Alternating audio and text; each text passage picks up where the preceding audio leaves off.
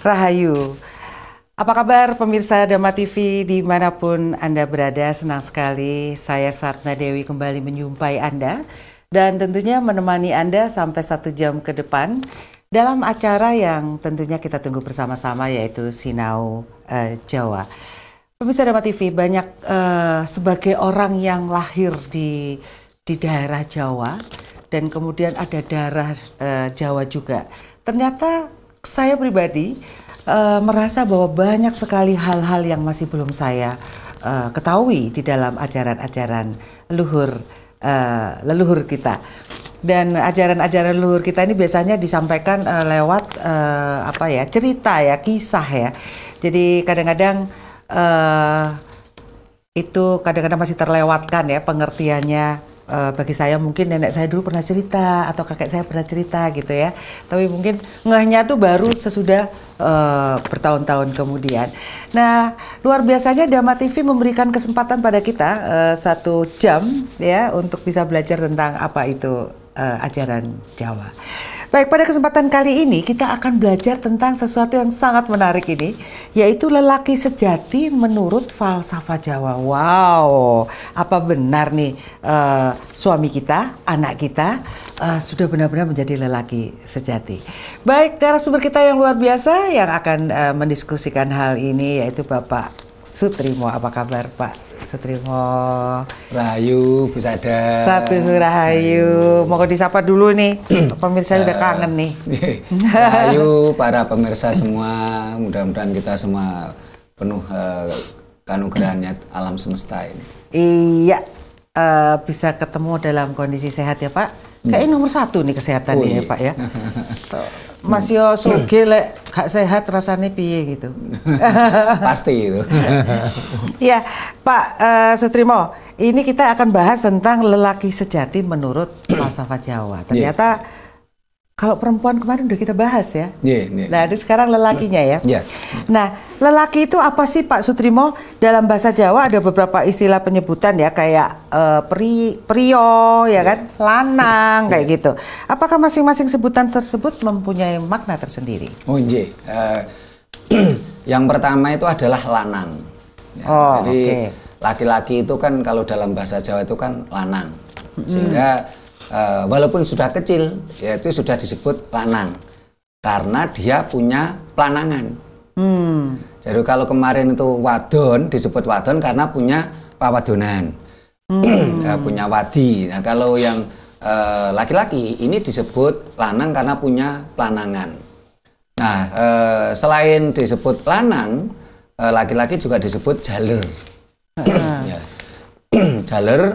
Jaler itu karena dari kata jalu.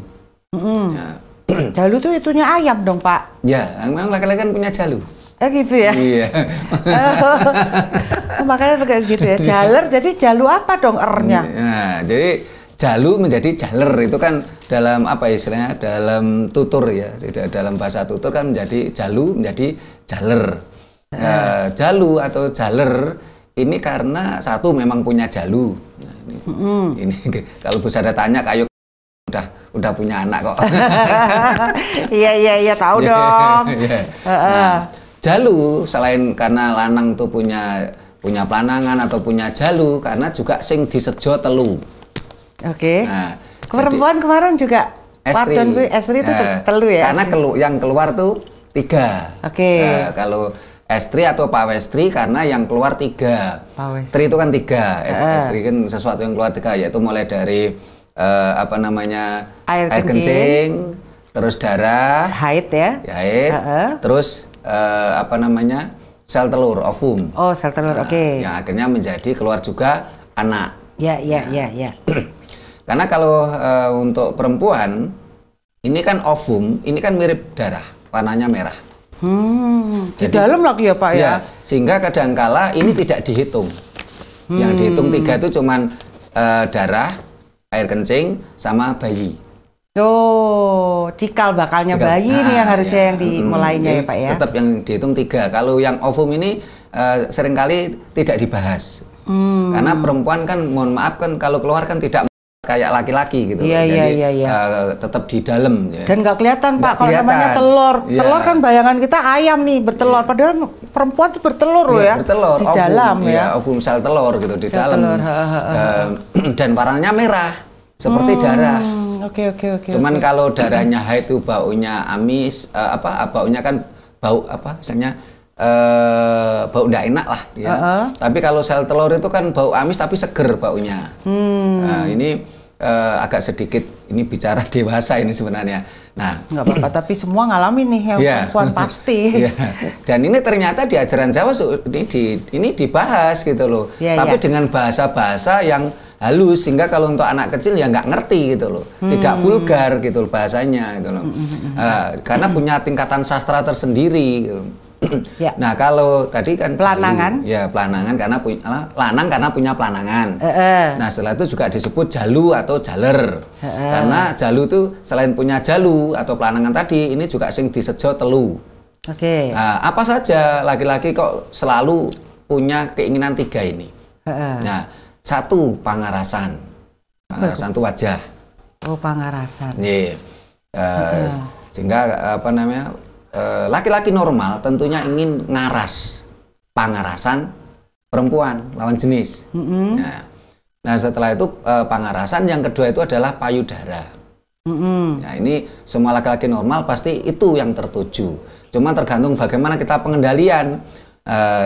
Sehingga mulai zaman dulu wanita-wanita Jawa walaupun tidak diberkuti, tidak dibungkus kayak nongko, tetapi juga laki-lakinya itu pengendalian dirinya baik sehingga tidak hanya karena mohon maaf wanita Jawa itu dengan kemben yang nampak atasnya begini ya, pakai kemben ya secara normal iya laki-laki pasti ada keinginan di situ, tapi kan pengendaliannya kuat sehingga mulai zaman dulu malah bisa dibilang di Jawa sangat minim, bisa dibilang tidak ada gitu loh.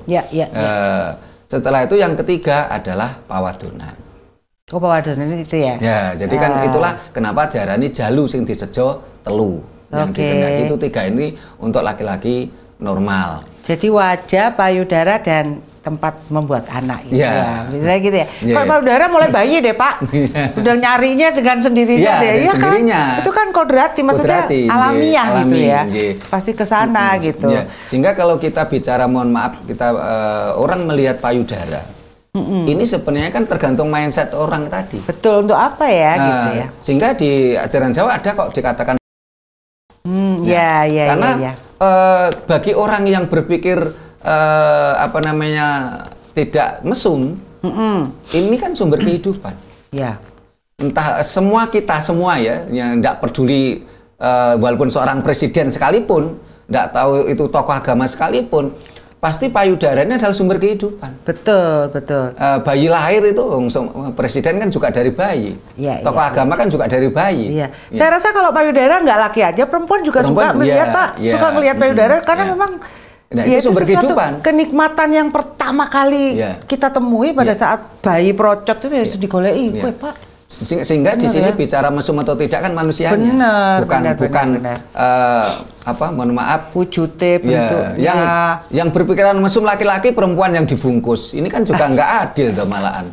Nah, sehingga seharusnya ya si laki-lakinya harus belajar pengendalian diri.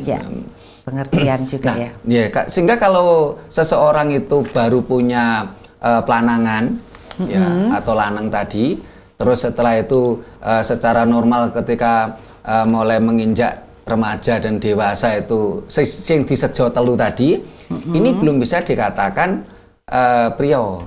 Oh, masih pelanangan ya? Iya, masih lanang tadi, masih jaler gitu loh. Wis rata-rata lanang ya ngene iku ya. Oke. Ya. Terus kemudian? Nah, ini masih belum bisa dikatakan prio karena prio itu adalah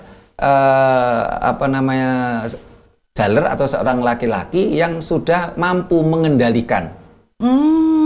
Mengendalikan dari 1 pelanangannya tadi, 2 ketiga keinginannya tadi. Ini baru bisa dikatakan prio. Nah, kalau seorang laki-laki atau lanang dia tidak mampu mengendalikan pelanangannya, dan dia tidak mampu mengendalikan ketiga keinginannya, jalu tadi, ya ini belum bisa dikatakan prio. Nah, selain itu untuk bisa disebut seorang prio ini ada beberapa persyaratan lain. Karena manusia lahir itu pasti punya beberapa kewajiban. Sebagai contoh saya punya kewajiban kepada orang tua saya. Dan saya juga punya kewajiban kepada istri saya. Dan saya juga punya kewajiban terhadap anak saya. Tetap ini juga 3 lagi. Prio nih? Iya. Udah prio nih ya? Iya. Berarti prio itu yang sudah menikah? Ya, pria bisa dikatakan sudah menikah. Karena mempunyai tanggung jawab yang lebih meningkat lagi, gitu ya? Oke, jadi tanggung jawab kepada ibu, orang tua, terus kepada pasangan dan kepada anak. Prio. Ya. Oke. Setelah itu, Pak, setelah dia lulus di situ, naik lagi tingkatannya. Nah, kalau sudah menjadi seorang lanang sejati atau lelaki sejati itu seperti apa? Yang menjadi seorang pria tadi, ya tentunya dia akan menjadi seorang bapak. Oke. Nah, kalau dia tidak punya anak kan tentunya kan belum sejati kan, karena dia masih punya kekurangan, dia nggak punya anak. Belum bisa dianggap bapak ya? Belum bisa dianggap pria dan belum menjadi seorang bapak. Oh ya, bukan pria dan ya ampun Pak. Makanya pria tuh lanang tuh begitu ingin menjadi pria ya, pengen punya anak itu ya. Oke, nanti kita bahas lagi Pak. Baik pemirsa Dharma TV, ingin tahu apa lagi yang ada di bahasan kita, jangan kemana-mana, kita akan ketemu setelah satu ini.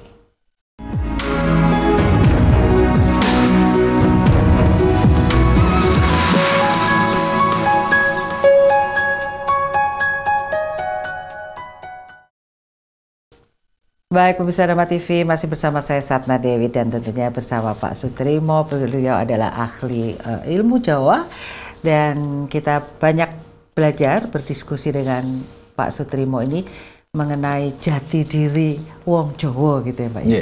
Ya. Baik. Ini tadi ada tahapan di dalam lanang ya atau pria, dari lanang menjadi pria dan kemudian menjadi bapak ini tingkatannya. Tingkatan pertama kan lanang karena dia masih kecil ya biasanya. Nah, setelah dia menginjak remaja, ini kan menjadi jaler. Oke, karena sudah mulai ada keinginan 3 tadi tuh. Kalau bayi kan enggak punya keinginan 3 tadi. Betul. Kalau soal akil balik nih udah balik gitu balik ya. Ini menjadi jaler tadi. Nah, setelah menjadi jaler, tentunya dia harus meningkat menjadi seorang pria. Nah, pria ini adalah laki-laki yang sudah menikah di situ. Dia nanti dia punya kewajiban terhadap orang tuanya. Karena di dalam hukum adat Jawa, laki-laki ini kan merupakan penerus keturunan. Yang membawa wangsa itu kan laki-laki. Sehingga banyak orang-orang Jawa yang masih berpedoman masa lalu ya. Ini kalau nggak punya anak lanang tuh kan merasa belum sempurna gitu. Saya punya ada kenalan tuh anaknya udah 6. Karena perempuan masih ingin punya anak. Sampai dia harus punya anak laki-laki. Sampai punya anak enggak tahu berapa, 8 atau 7 gitu. Karena merasa belum merasa sempurna kalau belum punya anak laki-laki. Padahal mantumu kok ya lanang, tapi kalau belum ada laki itu belum ada penerus gitu ya Pak ya. Karena ternyata ajaran Jawa ini juga selaras dengan dunia medis. Karena di dunia medis pun juga ternyata terbukti yang membuahi, yang punya hormon testosteron, yang membuahi ini adalah anak laki-laki. Nah, kalau perempuan kan sel telur yang dibuahi, ternyata selaras gitu loh, sehingga laki-laki merupakan dianggap penerus di dalam budaya Jawa. Tetapi budaya Jawa yang tidak berkonsep patrilineal patrilineal yang keras, sehingga tetap menghormati perempuan. Sehingga di dalam hukum waris pun di ajaran Jawa ini dikatakan sak gendong sak pikulan. Jadi laki-laki itu dapat sak pikulan, Ini kan tradisi Jawa ini, kalau laki-laki kan kudu mikul ya. Nah kalau perempuan mendapatkan sak gendong. Separuhnya berarti? Iya, dapat satu bagian, laki-laki 2 bagian. Nah disinilah hukum waris ini sak gendong sak pikulan, karena di dalam tradisi Jawa ini mohon maaf ya, ini saya pernah dengar ceramahnya tokoh agama. Beliau bercerita, kenapa kok ajaran Arab tuh lebih cenderung maskulin? Karena di budaya Timur Tengah sana, ini yang belanja juga laki-laki, ke pasar juga laki-laki, yang jual juga laki-laki. Di sana tidak ada perempuan itu di pasar, sehingga akhirnya ajaran Arab cenderung maskulin. Ya benar-benar. Kok ada ajaran yang gini kok masak itu tugasnya laki-laki, masak sama cuci baju, Pak. Ya, sangat maskulin gitu loh. Wong lanang aja nih segitu. Nah, kalau gitu ya, ternyata ya. Nah, kalau kita beda ya. Beda kalau di dalam ajaran Jawa kan sak gendong sak pikulan, semua memiliki tanggung jawabnya masing-masing. Sesuai dengan job and deskripsinya masing-masing gitu. Sehingga kita hal wajar kalau mohon maaf ya, misalnya dalam tradisi kita perempuan masak, perempuan yang belanja, perempuan yang ke pasar biasa. Tapi kalau di Arab tidak akan ketemu itu. Yang beli ya laki-laki, yang belanja laki-laki, yang jualan juga laki-laki. Di pasar kita perempuan semuanya. Perempuan ya, ada, laki-laki juga ada. Ya. Ini sehingga tadi setelah sampai ke jaler atau jalu, ini baru memiliki 3 keinginan dari sang lanang tadi. Akhirnya kan karena dia punya 3 keinginan tadi, akhirnya kan dia menikah. Ya. Akhirnya dia kawin ya, kalau dalam bahasa Jawa bukan menikah ya, kawin ya. Kawin itu akhirnya apa? Dia memboyong perempuan. Sehingga di dalam budaya Jawa ada tradisi itu mantu dan ngunduh mantu. Karena memang boyong. Ngunduh mantu kan ngunduh, Pak. Maksudnya apa, Pak? Yang ngunduh mantu, jadi kan yang ngunduh, jadi diboyong perempuannya. Perempuannya dibawa ke pihak laki-laki. Rumahnya, pihaknya laki-laki ya? Laki-laki. Dan disitulah akhirnya hidup kedua mempelai tadi kan hidup di keluarganya laki-laki karena sudah diunduh, sudah diboyong. Karena kawin itu dari kata bahasa Sanskerta artinya boyong. Ya. Semua ikut keluarga laki-laki. Cuman karena itu tadi saya katakan di dalam budaya Jawa itu bukan patrilineal yang ekstrim, sehingga kadang-kadang lihat sikon. Ada juga akhirnya entah itu karena situasi sosial, entah itu situasi ekonomi, akhirnya ikut di pihak perempuan ada. Kita fleksibel dalam kategori tetap sak gendong sak pikulan tadi. Nah setelah itulah sang jaler atau sang jalu tadi memiliki tanggung jawab.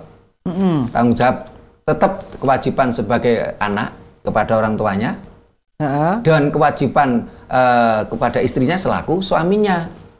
Dan tidak bisa dikatakan pria kalau dia belum punya anak.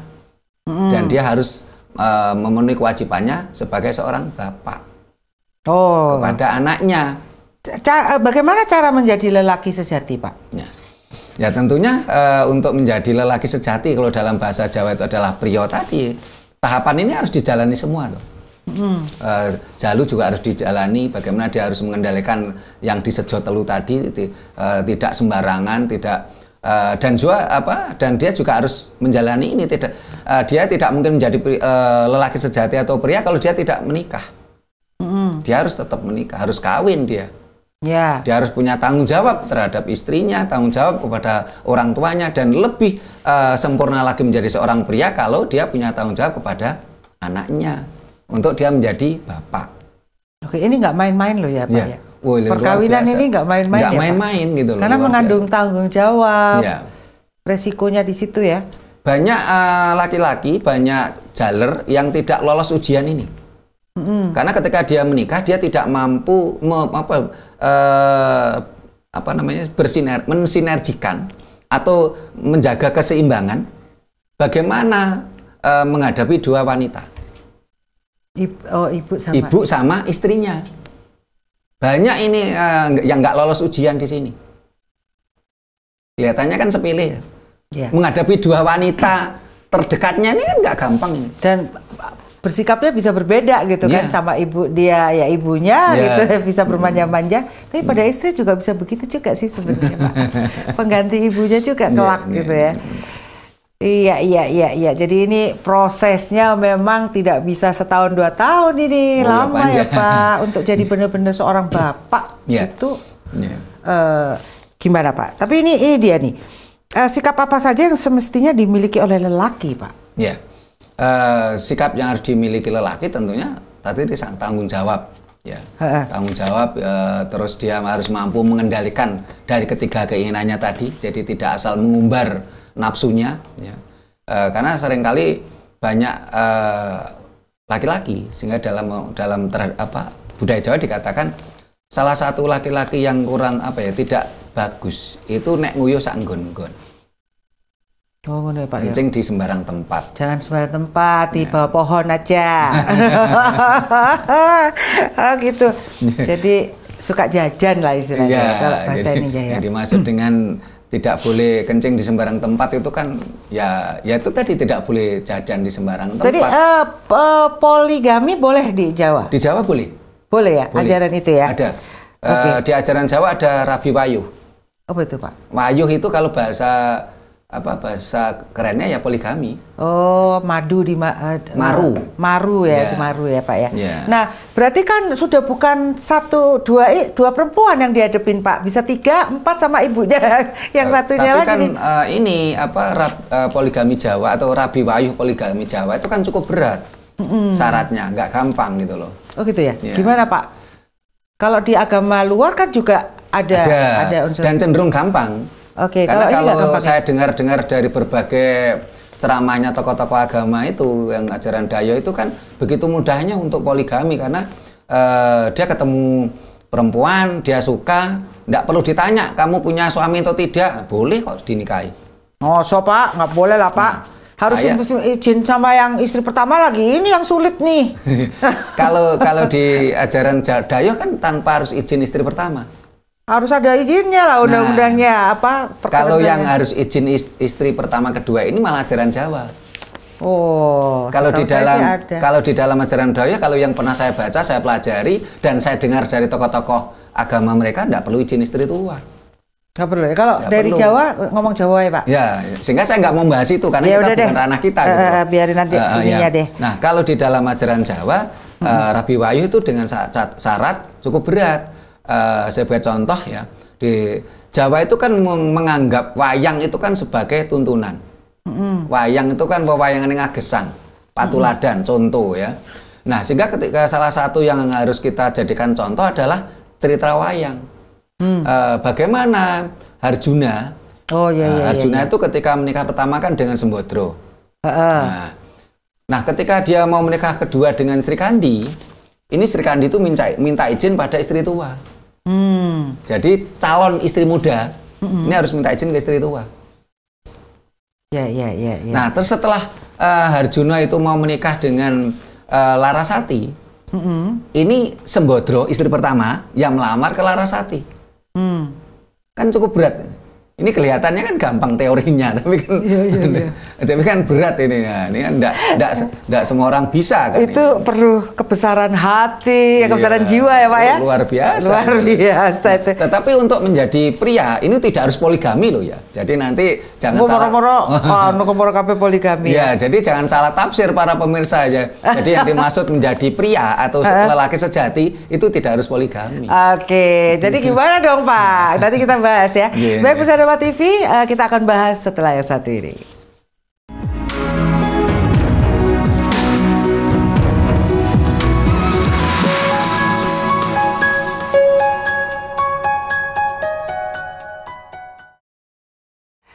Ya, pemirsa Dewa TV tentunya masih dalam bahasan lelaki sejati menurut falsafah Jawa bersama narasumber kita Ki Sutrimo. Ya, terus gimana Pak? Jadi nggak harus poligami ya sebenarnya untuk menjadi pria. Untuk menjadi pria atau kalau bahasa lainnya lelaki sejati tidak harus poligami. Karena poligami Jawa sangat berat. Barangkali dari 100 orang laki-laki belum tentu 1 mampu seperti itu gitu loh. Atau barangkali 1000 orang belum tentu mampu seperti itu. Dengan kesadaran loh ya, bukan pemaksaan. bukan dengan diacungi senjata, oh kamu harus ngijini, bukan seperti itu kan, tentu kan cukup berat ya.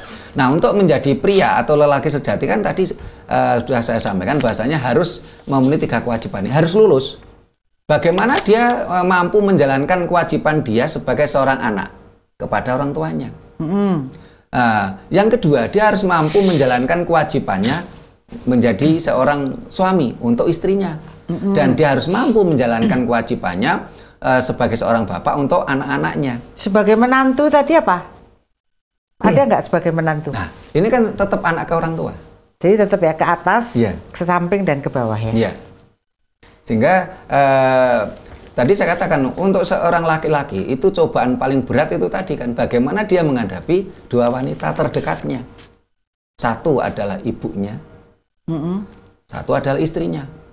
Satu lagi ibu mertua, Pak. Satu lagi ibu mertua. Wih, Ibu mertua itu kudu termasuk podo ibu tadi. Iya, ini kudu adil ini. Ya, Ini bisa jadi persoalan. Ya, juga karena loh. itu juga jadi persoalan dalam rumah tangga. Betul, Kadang-kadang betul, kalau saya kalau tidak mampu lulus ujian di sini Iya, gitu iya, loh. iya, betul. Nah, ini proses yang sangat luar biasa. Nah, setelah menjadi dia punya anak kan dia disebut bapak.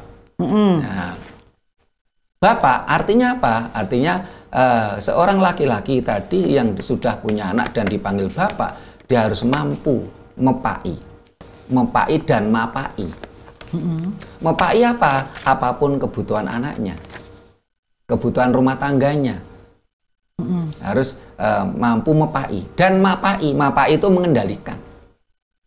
Barangkali ada nafsu-nafsu yang tidak baik. Nah, yang saya katakan nafsu bukan nafsu saja loh ya. Ya. Jadi saya katakan nafsu nanti pemirsa arahnya ke situ ya. Ya, jadi, nafsu apa aja Pak? Semisanya melanggar molimo misalnya. Ya, itu kan itu juga nafsu termasuk ya. Ya. Iya loh, bener loh, banyak loh Pak. Lari ke perjudian ya. Ya, karena banyak sekali laki-laki yang tidak mampu mapai di situ. Kadang-kadang dia mabuk-mabukan, ya. Judi. Terus dia itu main atau judi, terus kadang dia itu madon, terus maling, ya. Terus madat. Ya. Nah, ini kan termasuk bagaimana dia harus mampu mapai nafsu yang ada pada dirinya dan mapai nafsu yang ada pada istrinya dan anak-anaknya. Mapai itu apa? Mapai itu barang lancip yang dipapai. Oh, di ini kan ya. Karena nafsu kan tentunya agak menonjol, Bu. Keinginan yang menonjol toh, nafsu itu. Iya. Bukan keinginan biasa toh. Karena hidup ini sebenarnya kan simple, hidup ini kan sederhana. Kalau hanya sekedar kebutuhan. Betul. Tetapi hidup ini menjadi ribet ketika itu tadi lancip tadi tuh. Nafsu ya. Nafsu tadi gitu loh. Iya, betul. Bisa dipapai gak? Gitu dengan kesadaran ya, Ya, harusnya. dia harus seorang bapak harus mampu mepai dan mapai. Karena itulah biasanya di dalam ajaran Jawa kita seringkali diajari bagaimana kita harus nantinya setelah menjadi bapak, apalagi menjadi simbah, ya, dia harus mampu dia harus mampu itu tutur.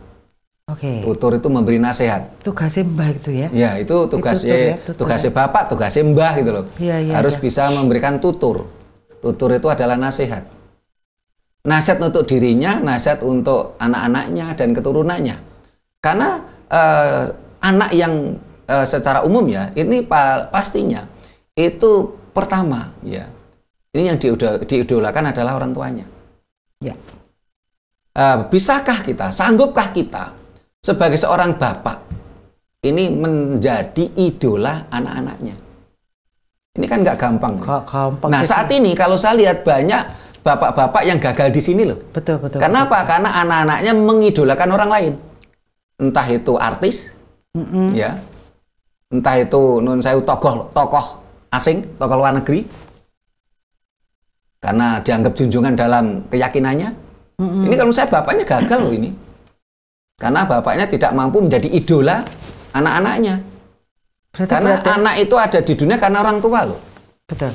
Bukan karena tokoh asing di luar negeri loh. Siap gak menjadi suri tauladan dan panutan ya Pak berarti? Iya. Itu harus jejak iki untuk awake dhewe ya. Ini kan harus tadi tutur. Iya. Yang kedua, seorang bapak atau simbah artinya simbah itu kan nambahi. Kalau bapak itu kan mepai, hukumnya masih wajib toh. Kalau nambah itu kan apa namanya, nambah itu kan sehingga kalau orang bapaknya wis iso mepaki kan nggak perlu nambahi. Tapi kalau bapaknya tadi mepaki kurang sedikit, ini nambahi. Nambahi itu bukan tugas pokok gitu loh. Tapi emang begitu ya Pak? Ternyata emang begitu ya? Iya loh Pak. Kenyataannya kan seperti itu gitu. Iya, asli ini loh ya. Apa yang saya sampaikan ini kan fakta di lapangan toh. Ini ajaran Jawa. Ajaran Jawa itu kan bicaranya kasunyatan. Kasus nyata. Realita. Bahasanya itu dan kasus nyata ya dengan apa perilakunya ya. Iya, jadi ajaran-ajaran Jawa yang dibahas itu kan sesuatu yang kasunyatan. Kita tidak bicara sesuatu yang halu atau delusi kan. Bukan sesuatu jarini, bukan menurut riwayat, bukan menurut katanya dan katanya. Adol jari, bakul jari, kulak jari. Tapi yang saya sampaikan adalah sesuatu yang real, kasunyatan di masyarakat kita. Sehingga tadi yang pertama adalah tutur, ya, entah itu bapak, entah itu simbah. Kalau bapak ilmu pailan mapai, kalau simbah itu nambahi. Ya, jadi nggak begitu wajib lah kalau simbah itu, karena ada yang lebih wajib yaitu bapaknya. Nah, yang pertama tutur, yang kedua itu adalah uwur. Apa itu Pak? Nah, uwur ini memberikan sesuatu. Berarti apa? Kita harus benar-benar kerja keras, kita harus benar-benar mampu memanfaatkan masa muda kita. Kalau kita tidak mampu memanfaatkan waktu masa muda kita, apa yang akan kita berikan pada anak keturunan kita? Karena uwur itu kan menguri ya, sesuatu yang berbentuk material kan. Nah, kalau kita nggak mampu memanfaatkan masa muda kita, sudah, mohon maaf ya, ini banyak kejadian ini, sudah tua, rumah nggak punya, apalagi aset yang lain, rumah aja nggak punya, masih kontrak, udah tua, ini kan gagal di sini dia untuk menjadi seorang bapak atau menjadi seorang simbah. Karena dia tidak mampu uwur. Jadi pertama adalah tutur, yang kedua itu uwur. Yang ketiga harus mampu sembur. Apa itu Pak? Sembur itu dongane mandi. Doanya itu apa ya istilahnya?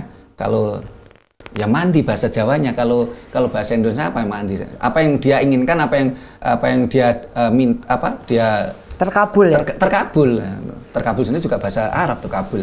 Iya, jadi akses campur-campur di bahasa. Kalau bahasa Arabnya kan mustajabah gitu. Mustajabah gitu loh. Iya. Nah, untuk bisa sembur ya tentunya mulai dini tentu kita harus banyak melakukan tirakat-tirakat. Bagaimana kita mampu penyatuan diri dengan alam semesta. Karena yang mewujudkan doa kita kan alam semesta. Oke, luar biasa. Ini tingkatan kalau di dalam kehidupan ini kudu munggah kelas gitu. Lulusnya memuaskan nggak nih gitu kan ya Pak? Apa nggak lulus sih Pak? Banyak yang nggak lulus ternyata. Ya. Oke, Pak. Konon ada 5 tanda lelaki sejati ini menurut falsafah Jawa. 5 perkara kanggo Joko Merdeka. Merdeka. Yaitu wismo, garwo, turonggo, curiga, lan kukilo. Ini apa nih Pak? Nah, itu kan kebutuhan tadi. Jadi seorang lelaki sejati kan tadi dia tentunya satu. Dia harus punya, bukan wismo dulu ya. Pertama dia harus punya wanita toh. Garwo dulu ya. Oke. Setelah punya garwo tentunya harus punya wismo. Gak wismo dulu ya baru punya garwo, kan bagus Pak. Oh iya. Tinggal masuk. beberapa kasus seperti itu, tapi kebanyakan kan kebanyakan rata-rata kan ikut orang tua dulu gitu. Garwane dhisik ya. Numpang dulu nah. di PMI, Pondok Mertua Indah. Iya, kalau enggak kos. Atau enggak molimo, madep mantep mangan melu maratuwa. Terus Pak, oke, jadi antara wismo atau garwo duluan nih ya, itu, boleh deh. Nah, boleh lah ya. Yang dulu ya. Oke, setelah itu turonggo Pak. Turonggo itu kan kendaraan. Kalau dulu kuda ya? Iya kuda, kalau sekarang kan, saya juga punya kuda kok di rumah. Oh gitu ya? Apa itu Pak? Kuda beneran ya? Kuda saya tahun 2000. Oh, iya. Kuda ada yang punya ya? Ada yang punya kuda. juga nama-nama hewan iya, itu. betul cocok ya Pak. Oke, jadi turonggo kemudian curiga itu apa Pak? Curiga itu piandel. Piandel itu apa Pak? Piandel itu konsistensi. Curiga itu kan artinya keris. Terus. Nah, curiga itu artinya keris, tapi yang dimaksud keris di sini bukan dalam artian keris itu benda ya, wujud benda. Ya, tapi adalah piandel. Filosofinya, Ya, falsafahnya itu piandel. Piandel itu gegeman, cekelan. Oke, cekelan itu apa? Bisa apa? Ilmu kah? Ya, cekelan itu adalah konsistensi. Karena kalau seorang pria itu tidak punya konsistensi, kan rumah tangganya morat-marit. Karena ada sebagai kepala rumah tangga. Konsisten sama si ini, konsisten lagi sama yang sana, Pak. Oh, gitu. Konsisten dong, Pak. Ya, dia harus konsisten dengan tujuan dia berumah tangga. Iya. Ingat, di dalam falsafah Jawa itu, dalam ajaran Jawa itu, tujuan ya orang kawin ya, itu bukan nafkah dalam berumah tangga, juga bukan. Kalau ajaran lain kan katanya nafkahnya lahir batin, yang lahir itu duniawi, batin kan katanya. Di dalam ajaran Jawa enggak. Itu bukan kebutuhan rumah tangga. Orang tidak perlu berumah tangga bisa kok menikmati. Entah itu jajan ya, entah itu ya. Kan bisa. Tetapi bagaimana dia harus konsisten terhadap tujuan dia berumah tangga. Oke, ini banyak yang nggak dapat juga nih di sini ya. Pokoknya asal rapi lah, memenuhi desaan atau apapun. Dan satu lagi kukilo, jangan dibahas dulu Pak, nanti kita bahas yang berikutnya. Pemirsa Dharma TV, penasaran dari yang terakhir dari Limo Perkoro, jangan kemana-mana, kita akan ketemu setelah yang satu ini.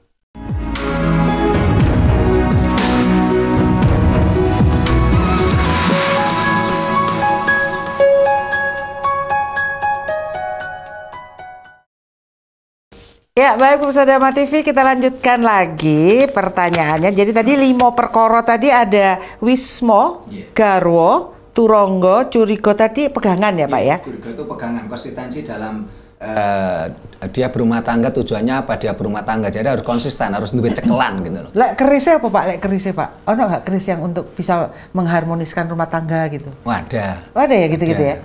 Biasanya kan buat jabatan, buat apa gitu, ada ya Pak ya? Kukilo Pak, ya. Kukilo ini apa? Kukilo yang dimaksud kukilo ini kan kelangenan, hobi. Oh hobi. Ya, kukilo itu dalam makna wantah itu kan burung.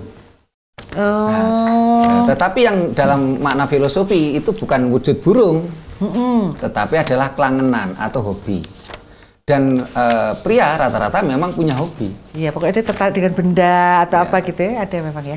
Dan hobi tidak harus benda sebenarnya. Contoh mamanya, mohon maaf ya, saya punya hobi, itu kan belajar tentang ajaran Jawa. Nah, ini kan hobi. Nah. Tapi akhirnya ngelompok buku. Ya. Ya itu pokoknya pasti. Duitnya kayak tuku buku. Ya Pak. Ya, terus apa lagi Pak? Macam-macam ya. Nyanyi kek, mau berkebun kek. Ya, banyak yang namanya hobi itu. Ya, harus punya hobi ya Pak ya. Itu sebenarnya bukan harus punya ya, tapi itu kan alamiah saja. Ya memang membawa kegembiraan sih, happy gitu ya. Ada loh orang nggak punya hobi, mau meneng kayak gitu. Ya meneng itu kan juga hobi. Oh hobinya meneng ya? Iya hobinya meneng gitu loh. Iya gitu loh. Baik, jangan khawatir bisa. Yang punya hobi diam ternyata didukung sama Pak Sutrimo. Baik.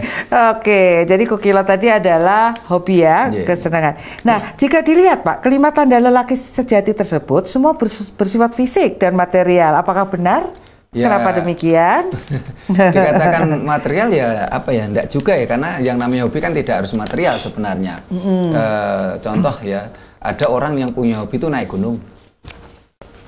Iya sih, tapi kan dia tetap ada bendanya. Oh iya, gunungnya yang naiki gitu ya. Perlengkapannya, atau itunya, safety-nya. Iya, dan itu memang sebuah indikator memang. Iya sih. Indikator dari pria tadi atau lelaki sejati tadi gitu loh. Sambil mengingat-ingat diriku dan pasanganku ini Pak. Ada hobinya. Oh iya. Harus didukung itu Pak. Berarti istri harus mendukung dong Pak. Hobinya pria ini. Mendukung atau tidak itu relatif ya. Ada juga istri itu tidak mendukung, tetapi juga tidak ngerecoki gitu loh. Jadi kalau istri yang ngerecoki ya berarti dia belum apa ya, karena di dalam belum jadi wanita. Iya, karena belum jadi wanita, wani noto lan wani ditoto gitu loh. Karena pria itu mesti dengan wanita gitu loh. Iya, pria kan pasangannya wanita. Ya, kalau perempuan pasangannya adalah laki-laki. Iya. Karena untuk menjadi perempuan, nah ini kan harus butuh laki-laki yang membuahi untuk menjadi empu perempuan. Laki-laki, perempuan, wanita dan pria. Oh benar-benar. Itu pasangannya ya, jangan sampai keliru ya. Baik. Berarti kalau pria sudah ketemu wanita itu ya berarti setidaknya sudah dewasa nih Pak.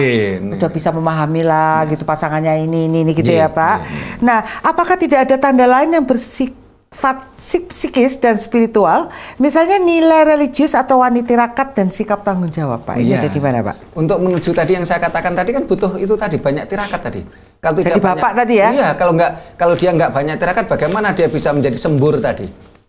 Kalau dia tidak banyak belajar, tidak banyak wawasan, bagaimana dia menjadi bisa tutur? Ya, tutur, uwur, sembur. Ya. Ingat nih baik-baik ini. Untuk para lelaki sejati, apakah Anda sudah mempunyai 3 hal ini ya? Kalau belum, berusahalah. Gitu. Tirakat ya. Oke, baik. Jadi wanitirakat itu tirakatnya apa aja sih Pak? Mohon maaf nih, mau nanya. Kalau tirakat di ajaran Jawa kan hal yang sederhana saja dan itu hukumnya wajib, yaitu apa? Dia harus memperingati wetonnya ya dengan puasa ya. Saya katakan harus puasa weton, bukan siam.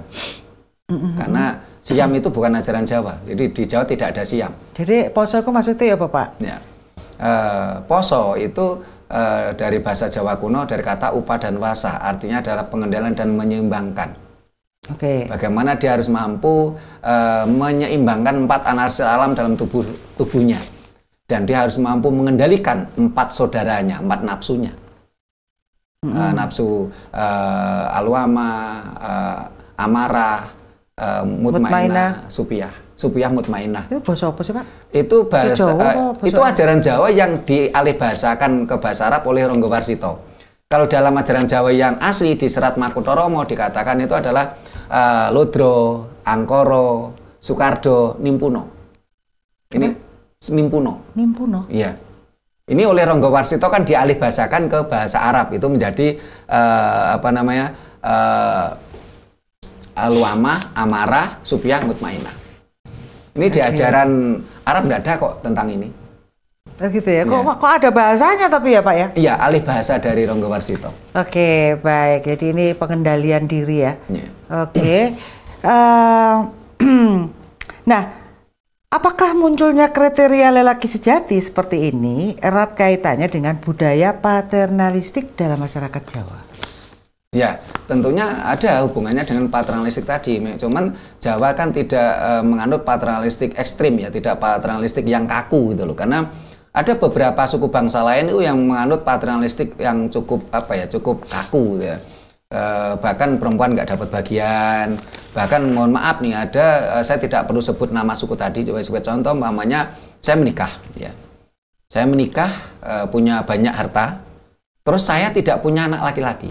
Ini jatuh ke adik laki-laki saya. Apanya? Hartanya. Warisannya? Iya. Ini ada terjadi di suku di Indonesia seperti itu. Saya menikah. Karena dia masih ada jalinan darah ya? Iya. Nggak ke menantu nih Pak ya? Enggak. Menantu kan mesti beda. Iya, jadi saya gambarnya tadi saya menikah. Nah, dalam menikah tadi saya nggak punya anak laki-laki. Terus saya meninggal. Nah, ini warisan saya, ini jatuhnya ke adik laki-laki saya. Tidak ke anak perempuan saya, tidak ke menantu saya. Ternyata adik laki-lakinya nggak punya anak laki-laki juga, Pak. Habis dia di situ. Iya, habis. Akhirnya ke keponakan luar. Oh, gitu ya. Ada sih aturan gitu. Berarti itu budaya ya, Pak ya. Oke. Di Indonesia juga ada yang perempuannya yang lebih kuat kayak ada. Itu materialistik, itu materialistik. Gitu ya. Kenapa itu Pak kok budayanya kayak gitu ya Pak? Pernah dengar nggak Pak? Ini saya pernah baca, pernah dengar tentang kenapa kok menjadi materialistik ya dan di dunia itu yang punya budaya ini cuma 2. Kalau di Indonesia itu kan sukunya kalau nggak salah kan sekitar 3.000 lebih ya. Ya, sekitar yang sekarang masih ada itu kan 1000 berapa itu loh. Banyak suku di Indonesia. Itu sukunya loh, belum anak suku. Iya, iya, iya. Iya. Jawa aja bahasanya dari Jawa Timur sampai Jawa Barat aja bisa Jadi kalau di Jawa aja suku Jawa, yang anak suku itu apa? Osing itu anak suku. Oke. Ya. Terus Samin itu anak suku. Samin itu dari mana, Pak? Di daerah Mluro, Pati. Oh, ada ya. Ya, itu anak suku. Kalau sukunya kan Jawa. Nah, terus di Banyumas itu kan anak suku juga yang Ngapak itu. Oh, iya, tapi sukunya iya. kan suku Jawa. Iya, ini. Ada suku Kalang, Pak. Ya, ada juga suku Kalang. Suku Kalang itu juga anak suku karena anak suku, dari suku Jawa. Oke. Nah, ini tadi mengenai budaya paternalistik dalam masyarakat Jawa. Nah, jadi munculnya kriteria lelaki sejati ini erat dengan budaya paternalistik ya, Pak? Iya. Oke. Ini untuk sebagai penutupan sekaligus kesimpulan ya, Pak ya. Apakah kriteria lelaki sejati menurut falsafat Jawa hingga saat ini masih tetap diterapkan dan apakah masih relevan, Pak, pada masa modern seperti sekarang ini? Dan adakah manfaat dengan adanya pengkriterian lelaki sejati ini? Pak? Tentunya kriteria itu juga masih berlaku sampai detik ini. Cuman kan ada yang masih kukuh dengan ajaran Jawa, tapi ada juga yang sudah mulai terjadinya degradasi budaya kan ada. Ya, tapi betul. Masih ada.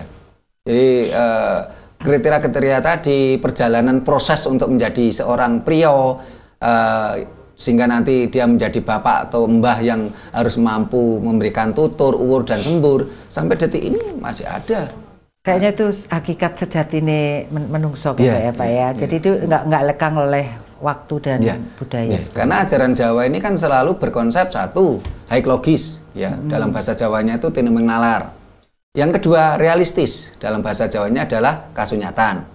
Dan berpedoman serateles. Serateles itu alam semesta. Sehingga apapun yang kita bahas tadi kan sesuatu yang real di masyarakat kita. Bukan jarini, bukan katanya, bukan menurut riwayat, bukan sesuatu yang bersifat delusi ataupun halusinasi. Dan sehingga sampai detik ini ya masih ada orang-orang suku Jawa yang masih berpegang teguh dari ajaran-ajaran Jawa. Walaupun sudah mulai jadi alkulturasi juga ya. Yang memegang teguh ajaran Jawa kan kalau saya lihat saat ini kan seperti ini mulai sedikit ya, karena memang mohon maaf, emas itu tidak akan sebanyak pasir. Berbanggalah kalau kita masih memegang teguh ajaran Jawa. Termasuk Mas Sutrismo. Mas itu banyak ya Pak ya. Emas itu memang tidak sebanyak pasir. Aduh, ini guyon-guyon gini ya. Oke Pak, saya rasa cukup Pak ya untuk ini. Nanti kita akan bahas lagi di 2 minggu lagi apa sesuatu yang baru. Matur nuwun Pak Sutrimo, Rahayu. Baik pemirsa Dharma TV, tentunya kita belajar banyak dan apakah ini cukup relevan diterapkan di dalam keluarga-keluarga kita, sesuatu yang baik tentunya baik juga untuk kita ikuti sebagaimana kita mengaku sebagai orang Jawa katanya ya. Baik, saya Satna Dewi dan kru Dharma TV mengucapkan banyak terima kasih. Mohon maaf jika ada salah kata. Rahayu.